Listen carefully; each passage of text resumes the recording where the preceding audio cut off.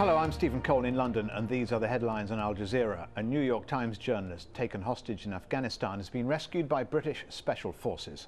Stephen Farrell and his friend and translator Sultan Munadi were captured last week after investigating an airstrike in Kunduz province in which scores of people were killed. A British commando was killed in the raid, along with Sultan Munadi. James Bays reports. Many of his journalist colleagues will be attending his burial, many of them shocked and angry about what's happened. They're asking whether a military operation like this was really necessary. Al Jazeera understands that a channel of communication had been opened with the captors. There was talks about possible negotiations, about a possible release of the two journalists. They're also asking whether this special forces raid, always going to be a high-risk option, was cleared with the Afghan government. Record floods have killed at least 31 people in northwest Turkey. The rains were so heavy they left large areas of Istanbul underwater.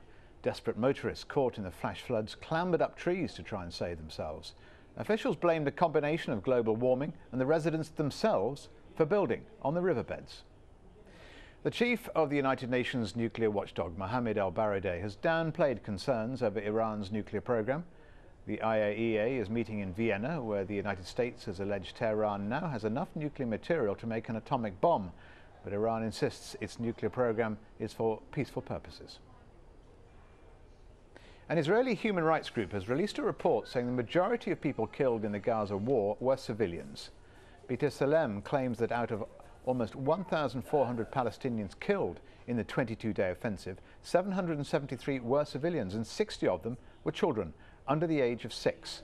As Shireen Tadros reports, Israel insists these latest figures are wrong. The Army's figures haven't only been disputed by this latest NGO report, but also by the United Nations. The point is, 7 months after the end of the war, despite repeated requests, the military are yet to provide any evidence to back up their figures or the names of those killed they claim were fighters. And don't forget, you can watch Al Jazeera online as well. Go to our website, aljazeera.net/English, and click on the Watch Now icon. Well, those are the headlines on Al Jazeera. I'm Stephen Cole. Goodbye from me.